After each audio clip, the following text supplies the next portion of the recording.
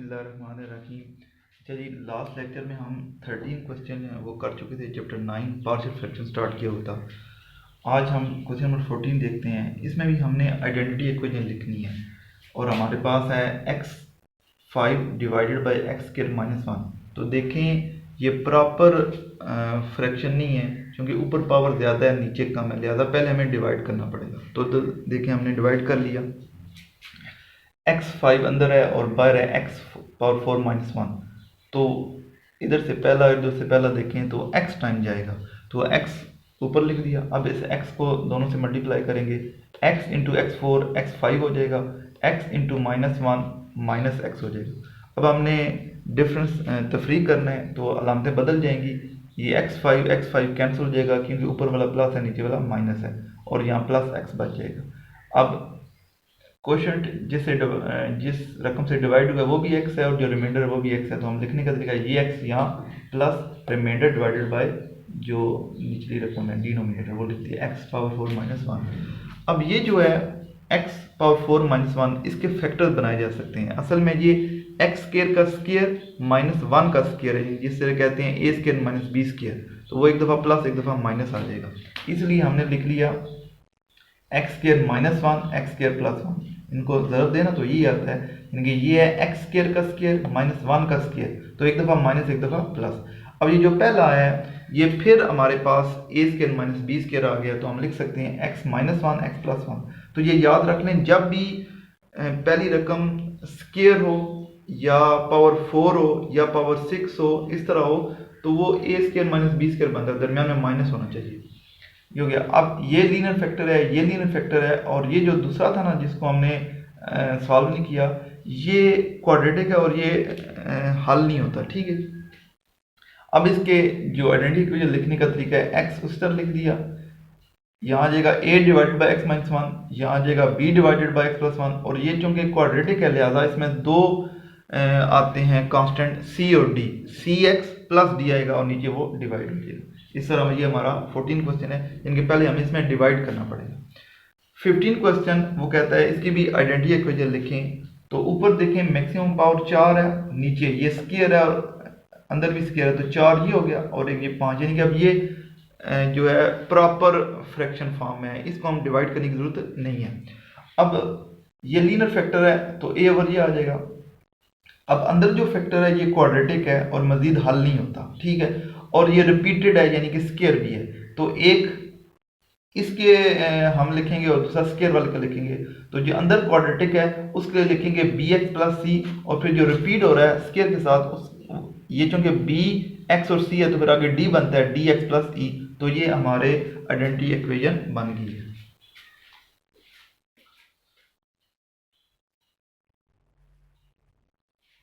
Question number 16, तो इसमें पहले वो कहता था राइट एंड आइडेंटिटी इक्वेशन, अब वो कहता है form of partial fraction is. अब भी वही चीज़ है, हमने जो कांस्टेंट है ए और बी वो लिखने होते हैं।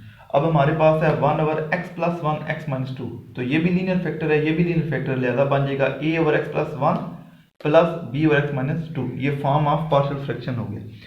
नेक्स्ट है 1 ओवर यानी कि 17 एक्स प्लस 1 का स्क्वायर एक्स माइनस 2। अब देखें ये स्क्वायर के अंदर जो फैक्टर है वो लीनियर फैक्टर है। अगर क्वाड्रेटिक फैक्टर होता था तब हम लिखते थे ए एक्स प्लस बी। अब चूंकि लीनियर फैक्टर है लिहाजा स्क्वायर के बगैर लिखेंगे ए ओवर एक्स प्लस 1 और फिर स्क्वायर वाला बी आ जाएगा, ठीक है। यहाँ हम ए एक्स प्लस बी, यहाँ सी एक्स बार डी नहीं लिख रहे क्योंकि अंदर लीनियर फैक्टर है। जब लीनियर फैक्टर होता है तो उसको एक दफ़ा लिखते हैं ए के साथ और फिर बी के साथ वो स्क्वायर वाला आ जाएगा, ठीक है। और अगला है ही लीनियर है तो वो हो जाएगा सी और एक्स माइनस 2, ठीक है। नेक्स्ट है 18 1 ओवर एक्स स्क्वायर प्लस 1 और x माइनस 2। अब देखें ये जो पहला फैक्टर है ये क्वाड्रेटिक है और मजीद हल नहीं होता, रिड्यूस नहीं होता, लिहाजा इसके ऊपर आ जाएगा ए एक्स प्लस बी। दो कांस्टेंट आएंगे क्योंकि एक्स स्क्वायर प्लस 1 है, और प्लस अगला लीनियर है सी ओवर एक्स माइनस 2 आ जाएगा। तो ये हमने फॉर्म ऑफ पार्शियल फ्रैक्शन बना लिए, या इसको आइडेंटिटी इक्वेशन बोलते हैं। क्वेश्चन नंबर 19 वो कहता है इसके फॉर्म ऑफ पार्शियल फ्रैक्शन जो है वो क्या होगी। तो देखें हमारे पास एक्स स्क्वायर प्लस 1 है, ये क्वाड्रेटिक फैक्टर है और रिड्यूस नहीं हो सकता, लिहाजा आ जाएगा A X plus B divided by X square plus one, यानी कि ए एक्स प्लस बी दो इसमें कांस्टेंट आएंगे। जो अगला है वो अंदर लीनियर फैक्टर है और स्क्वायर है, तो एक अंदर वाले फैक्टर के लिए सी ओवर और स्क्वायर वाले के डी। ठीक है, हर दफ़ा स्क्वायर के लिए ऊपर ए एक्स प्लस बी दो नहीं आते कांस्टेंट, वो तब आते हैं जब अंदर क्वाड्रेटिक और रिड्यूस ना होता हो। तो इसमें एक ही आएगा सी और डी।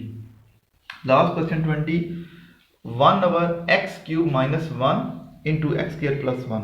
अब ये जब दरमियान में ये जो होता है क्यूब -1 आए तो उसको फार्मूले की मदद से हम ओपन कर लेते हैं। ये है x³ माइनस 1, तो ज़रा देखें a³ माइनस b³ जो फार्मूला होता है वो होता है a माइनस बी, जो जिसका क्यूब है ना वो वही लिखते हैं पावर के बगैर, a माइनस बी। फिर आगे होता है a² पहले का स्क्वायर प्लस ab दोनों मल्टीप्लाई प्लस b²। तो यही फार्मूला हम यहाँ अप्लाई करते हैं, तो ये x³ माइनस 1 का क्यूब बन जाएगा। अब बनेगा x माइनस 1 जैसे a माइनस बी था। जो आगे है वो होगा पहले का स्क्वायर यानी कि x का स्क्वायर प्लस दोनों मल्टीप्लाई होंगे, x इंटू 1 x हो गया, प्लस देखें b² है तो यहाँ जो कि 1 है तो वो 1 का स्क्वायर 1 आ जाएगा। तो अब x³ माइनस 1 की जगह हम ये लिख देंगे x minus 1 into x square plus x plus 1। तो ये फार्मूला लगेगा तब ये हल होगा। a³ माइनस b³ का फार्मूला लगाए a minus B into A square plus A B plus B square. बाकी ये क्वाड्रेटिक का रिड्यूस नहीं होता, वो ऐसे लिख दिया। अब x माइनस 1 जो कि लीनियर है ये आ जाएगा a over x minus 1 plus, अब ये क्वाड्रेटिक है और रिड्यूस नहीं हो सकता इसलिए bx प्लस c लिख दिया इसके साथ, और जो वो भी क्वाड्रेटिक है और रिड्यूस नहीं हो सकता लिहाजा वो हो जाएगा dx over dx plus e over x square plus 1। यानी कि जब लीनियर फैक्टर होता है तो सिर्फ एक कांस्टेंट आता है a, जब क्वाड्रेटिक फैक्टर होता है तो फिर दो आते हैं e एक्स प्लस बी, या जो भी जिस तरतीब से लिख रहे हैं bx प्लस c वो आते हैं। ठीक है जी, इस तरह हमारा ये चैप्टर जो है कंप्लीट हो गया। Thank you very much.